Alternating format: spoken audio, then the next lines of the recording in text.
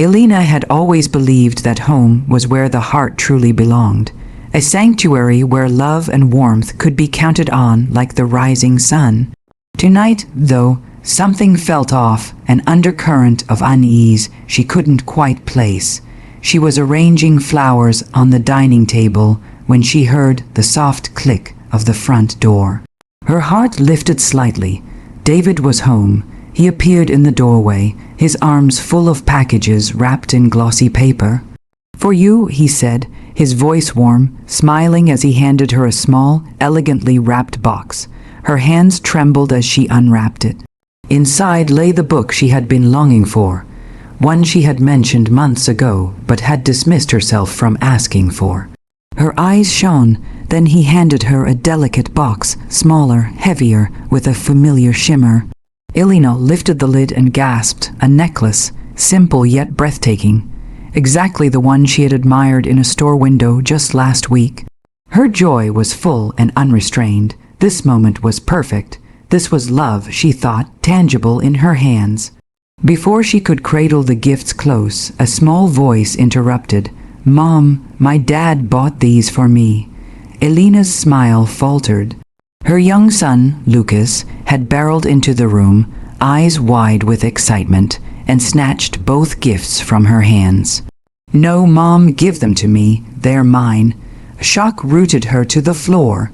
She watched helplessly as the two things that made her heart swell, gifts chosen with care by the man she loved, were wrenched away by the little boy she adored.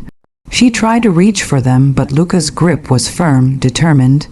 Even David didn't intervene. He stood back, a faint, awkward smile on his lips, clearly amused rather than understanding. Elena's chest tightened. A strange, bitter ache began to grow. It wasn't just about the gift. It was about her invisibility, the constant overshadowing of her own wants and needs. How many times had she been brushed aside? How often had David's attention been elsewhere, while she quietly wished for acknowledgement? That night, Elena lay awake, listening to the soft, even breathing of her son in the next room and the occasional murmur of her husband on his phone. The house was full, yet she felt utterly alone. The realization settled deep in her bones. Love in her home had been divided, not shared, and she had been the last to receive any of it. A silent, cold resolve began to form. If she wanted to be seen, truly seen, she would have to act. Not tomorrow, not next week, but soon. The days that followed were heavy with an invisible tension. Elena moved through the house with a quiet, watchful awareness she had never possessed before. She began noticing patterns she had once ignored. The way David's eyes lit up more at Luca's excitement than at hers. The way the little boy's laughter seemed to carry more weight than her own sighs. Of longing, gifts, attention, small acts of kindness, everything meant for her seemed to slip through her fingers, claimed instead by her son, who looked at her with innocent entitlement. At first, Elena tried to shrug it off. He's just a child, she told herself. But then came the moments she could no longer dismiss. Her birthday last month, overlooked. The anniversary she had painstakingly marked on the calendar, forgotten.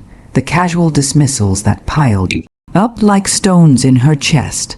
Every little gesture, every kind word that should have been hers to receive, had been quietly redirected to Lucas. And David, blissfully unaware or deliberately blind, had never noticed. One evening, as she sat at the kitchen table, her friend Marisa called. Elena's voice trembled as she confessed, "I feel invisible in my own home. Like nothing I want matters anymore. Even the gifts David brings, Lucas snatches them before I can even touch them." Marissa's voice was firm, comforting, yet edged with urgency. "Elena, you have to stand up for yourself. You can't keep letting them take from you, from your heart, your life. You deserve to be seen." Elena hung up and stared at the darkened ceiling, the words resonating deep inside her. She thought of Lucas' small, determined voice. "Mom, you don't need it. It's mine." At first it had sounded playful. Now she understood the weight behind it, the reflection of her husband's selfishness mirrored in her child. Anger began to coalesce with sadness. forming a steely resolve. She would no longer be the quiet shadow in her own home, the one whose happiness was always secondary. She would reclaim her presence, her voice, and, if necessary, she would ensure that David and Lucas felt the sting of what they had taken for granted. But it would not be reckless. She would not lash out in the heat of the moment. No, this would be a quiet, deliberate reclamation of power. Every overlooked smile, every stolen joy would be accounted for. She would show them what it meant to underestimate her. That night, as she tucked Lucas into bed and kissed his forehead, Elena felt the first pulse of something new, a dark, sweet thrill of anticipation. She would not simply endure this betrayal. She would rise above it, and when the time was right, she would be seen, fully, unmistakably, by the two people who had taken her for granted. Elena woke one morning with a strange clarity. The dull ache of invisibility that had weighed on her for months now felt like a spark, igniting a quiet determination. She would no longer be the woman who watched others claim her happiness while she remained on the sidelines. It was time to reclaim what was hers, her dignity, her joy, and, if necessary, her family's recognition of the love and respect they had denied her. At first, Elena started small. She purchased a dress she had admired for weeks, something elegant and bold, without asking David's opinion. She chose a delicate perfume, one that left a soft, lingering scent as she passed, subtle but impossible to ignore. These small acts of self-assertion were intoxicating. Each one reminded her that she still had power over herself, that she could take joy without seeking permission. Next, she began observing her husband and son more deliberately. She noted the little things, David's pride when Lucas succeeded, his indulgence of every whim, the way he laughed more at the boys' jokes than at hers. She also noticed Lucas' growing sense of entitlement, echoing David's own patterns. Elena knew she needed to redirect this, but with precision. Anger alone would not be enough. This had to be a calculated lesson, one that would leave a mark without leaving her morally diminished. Elena started weaving situations that revealed their selfishness.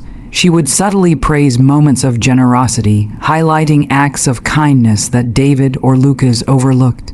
She engaged in conversations where the lack of fairness became evident, letting them see, without accusation, how small acts could carry immense weight.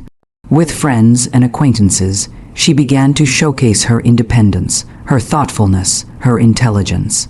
Invitations to gatherings, social engagements, even casual compliments from others reminded David, painfully, that the woman he had ignored was vibrant, admired, and respected. And Lucas, sharp and impressionable, began to notice. His mother, once quiet and yielding, now carried herself with confidence, demanding neither gifts nor approval but simply acknowledgement. He hesitated before claiming what wasn't his, glancing at her in a way that made him pause and reconsider. Elena's satisfaction grew quietly, like a slow, burning ember. This was not cruelty, it was justice, a reclaiming of her rightful place. She felt the thrill of power, not in domination, but in the knowledge that the people who had overlooked her were beginning, for the first time, to truly see her. By the end of the chapter, Elena realizes that the sweetest revenge is not in confrontation, but in rising above those who undervalue you, forcing them to witness your strength, your worth, and life they thought they could control. The days grew warmer, and with them, Elena's resolve blossomed into quiet, undeniable power. She had become a presence that could not be ignored, a force of dignity and grace that David and Lucas were forced to reckon with. She no longer waited for their recognition. She claimed her happiness first, letting them witness the transformation she had painstakingly nurtured. One afternoon, Elena organized a small gathering at their home, a casual celebration for a distant relative's achievement. David, as usual, tried to impress the guests with his attention to Lucas, but Elena subtly shifted the focus. She engaged the visitors with charm and intellect, recounting her own accomplishments with a warmth that left the room leaning in, eager to listen. Each story, each laugh, was a mirror reflecting the life David had neglected to see. Lucas, too, began to notice the change. When he reached for a decorative gift meant for the host's child, he hesitated. Elena's calm, knowing gaze met his, and in that instant, he understood the lesson she had been teaching without words. Not everything could be claimed simply because he desired it. For the first time, he paused, weighing generosity against selfishness. David's discomfort was less subtle. He watched as friends complimented Elena, as Lucas hesitated in ways he never had before. The admiration she drew so naturally was a quiet rebuke, each word and glance a reminder of the emotional void he had allowed to grow between them. He felt it, an unfamiliar pang of regret, of longing for the warmth and devotion he had taken for granted. That evening, after the guests had left and the house settled into its familiar quiet, Elena stood in the kitchen, holding the necklace David had once bought for her, the one Lucas had claimed so eagerly. She didn't need it now to feel joy. She had earned something far greater, respect, recognition, and the knowledge that her heart's worth could not be stolen. David approached her cautiously, hesitant, as if unsure how to navigate the woman before him. Elena, his words faltered. She smiled, soft but firm, a smile that carried no bitterness, only clarity. He finally saw her, not the quiet shadow he had overlooked, but the vibrant, commanding presence she had always been. Elena's revenge was not cruel. It was complete. She had reclaimed her heart, her dignity, and in her own way, taught the people she loved that love was not a prize to be hoarded or claimed. It was something to be nurtured, shared, and respected. As she kissed Lucas good night and looked at David with steady eyes, she knew the balance had shifted. She had won, not by anger or spite, but by rising above, by showing them what it meant to truly see and value the person they had almost lost.